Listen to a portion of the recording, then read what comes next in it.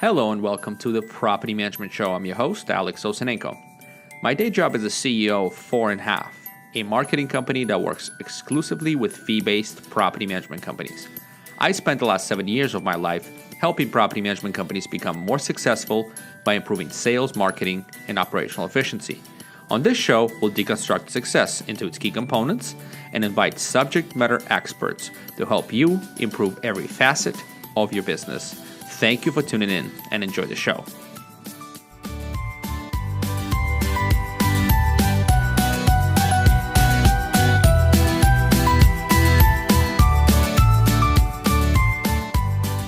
Hi, this is Alex with 4.5, and today I have a very, very special guest, and she is the guru, the property management coach, literally, thepropertymanagementcoach.com, Kathleen Richards. And Kathleen and I will talk about pricing structures. I get that question all the time from our customers. How do I set up my pricing? So Kathleen, do a quick introduction of yourself if you don't mind, and let's dive in and figure out how to set up pricing for a property management company. Okay, so as you said, I'm property manager. I own Portola Property Management in Santa Cruz, California since 2005. And we've been an award-winning company, and I'm an active member of NARPM and involved with different conferences and have been on the boards for the state level and local levels for a number of years. And I also have another company, a coaching business called the Property Management Coach. And that's where I kind of provide guidance and coaching to other property management owners on various topics like this and just how to, keep up with their business and where to focus their attention and be successful. Yeah, we all need help and coaching, someone to guide us, be the guiding light for the decisions we're making. And even if we're making the right decisions, we want somebody to help us, make more, interpret the meaning of those decisions, how they might impact our businesses moving forward. So pricing seems to be a huge topic. How do you usually address pricing? I mean, how would you start? Well, if you're a new person starting out, and you're growing your business organically versus buying a company that maybe is already in place and there's kind of a pricing structure set there. But if you're growing it organically, look around and see what your competitors are doing in the area and maybe how can you differentiate yourself. Sometimes people do a set flat fee, and for a new business owner, that may be a great way to go. You can really build your business quickly that way. Just be careful not to overcommit all the things that may fall under that set price because you'll be doing a lot of work for free, but it's a great way to kind of get in there. Other ways that's very common is a percentage of the rent, and you just need to kind of put pen to paper and decide what's a good range. So for example, if in your area you find out that, in kind of doing your own research, that all your competitors are charging X amount, maybe you charge a percentage below that or a percentage and a half below that, right? There's hybrids where you can charge a percentage for the monthly management, and then you have other value-added services that have set prices that when the owner's going to need that service, you just charge them when they need it. So there's a variety of different ways that you can kind of set up your business. And then if you're buying a company with an existing one and say the prices are really low compared to what you want to do, then you need to think about coming in. You don't want to make too many changes. Maybe you keep the pricing where it's at for the first year. And as the new owners get to see what a great person you are and how attentive you are and how great their management is with them, you have a year to educate them about what you do. Then you can roll out new services or start increasing prices. Gotcha. Very interesting. So what about this concept that's been working really well for many technology businesses, and it's making its way into more of a service business world, and that is good, better, best situation, where good is something low price just for the management, or maybe find a tenant, and then better and then best package includes everything included, like guarantees and tenant eviction protection, all these things. What do you think of that kind of structure? Well, I'm glad you asked because I did that myself. Nicely. I bought a company 15 years ago now, I guess, that had one price, everything was included. And then after a year, I uncoupled it and I set out clearly what the management fee covered. And then I started charging separate fees for value added services, right? So I could get different revenue streams coming in. And then over time, I decided to offer like, the good, better, best sort of thing. Mine was like the classic, the deluxe and the premium, right? And I think that works very well depending upon your market. So if you're in Silicon Valley, for example, that's great. And people are probably going to go for the premium because they're very busy people. They don't want to deal with property management. Just do it. Charge me one price. If you're in a market that's a smaller market, that's, maybe more price conscious, what I found is everybody kept choosing the basic one. And so what I did, okay, great, that's the entry level price. And then as you want these different services, you'll just pay for them as you need it. That's what worked in my market. Then, but it was a lot for me to have 3 different options and everybody kept choosing the same option. So then I revamped it again. And what I did at that point was I increased my management fees to get me up to be more of a premium based. And then I threw in some of those things that people have been paying for. Okay. So one thing is we do a preventative maintenance check on all of our properties. And we always allowed our owners to opt in or opt out.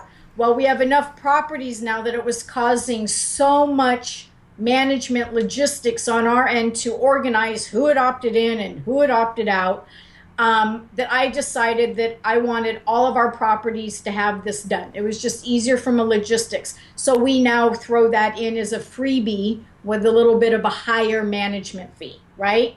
And we still have certain services that we pay for on a per price thing. So I still have different revenues coming in, but it allowed me to increase my fee. So I have a bit of a hybrid. Gotcha. It's very cool. I really love the opportunity to earn our customers' business at the lower scale, right? And then have an upsell path. Yep. Because it's a win-win situation. The relationship is healthy and it's growing, right? That's what you want to be.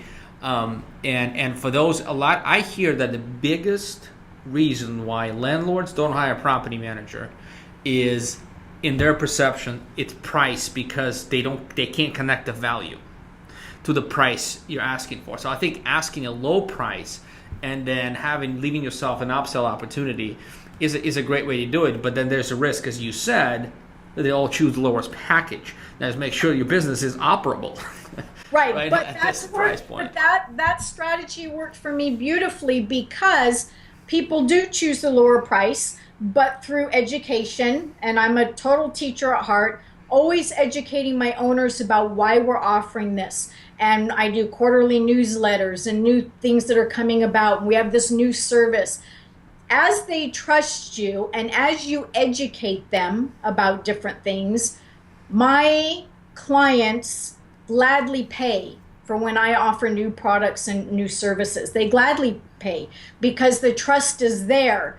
I also offer over the years new products and services that have come out of demand.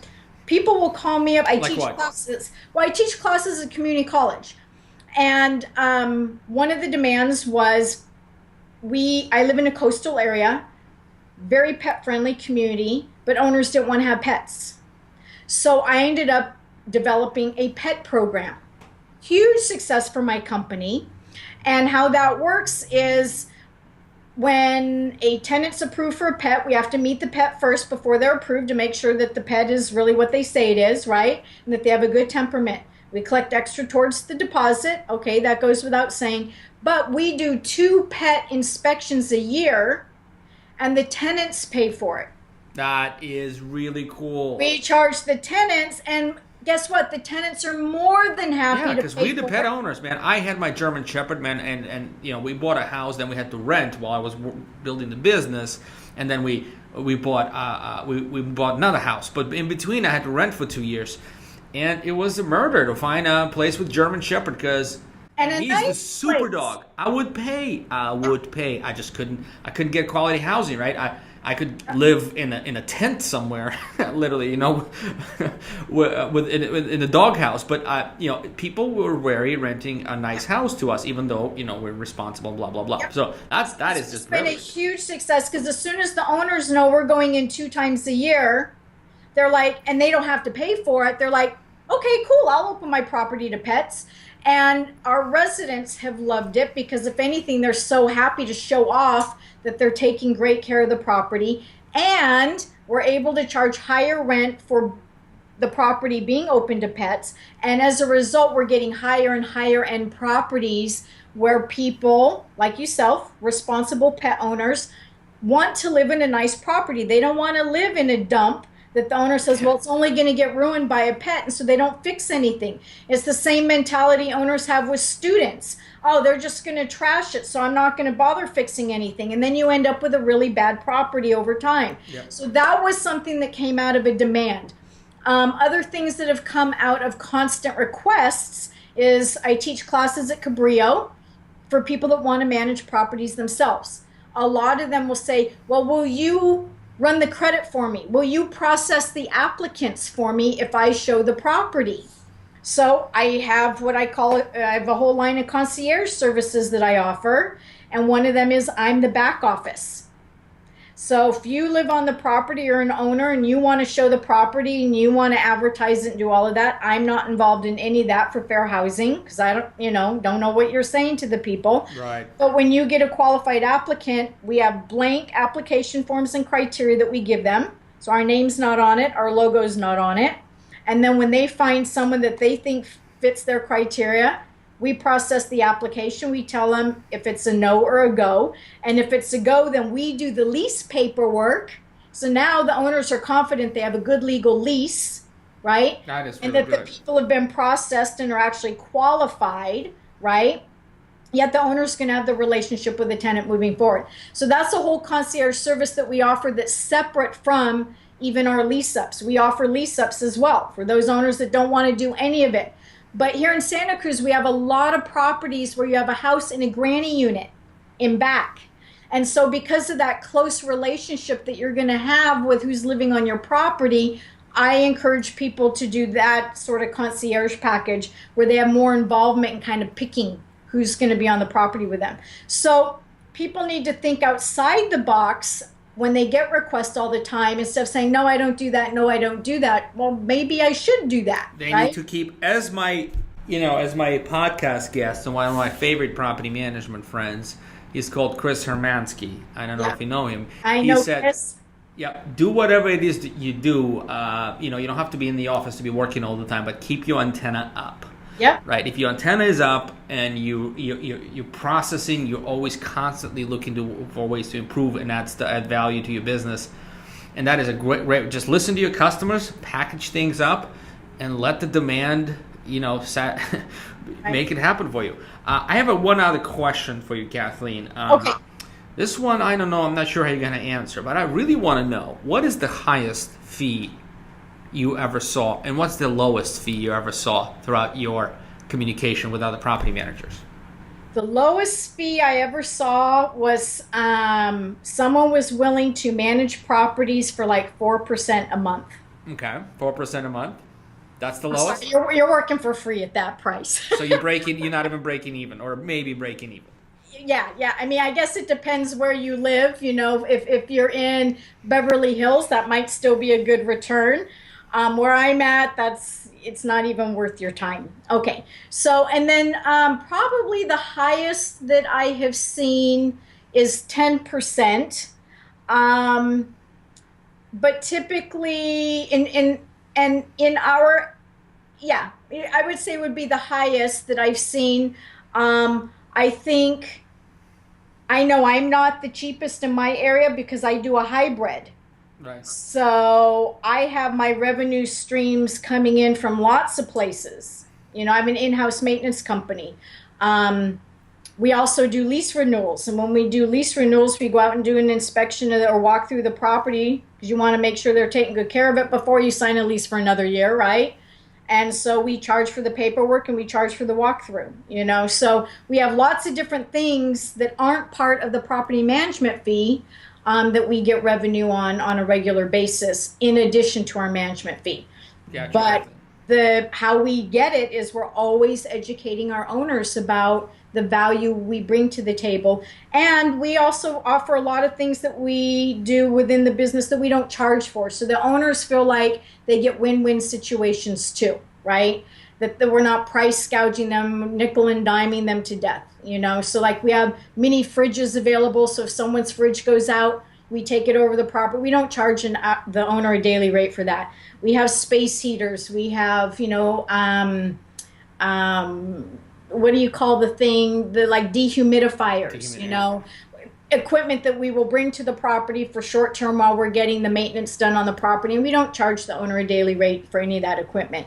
So, those are some freebie things we do. And there's been times where I've had clients pass away and their children ask me if I'll accompany them to the estate attorney because they're like, I'm so overwhelmed, I'm afraid I'm going to miss something.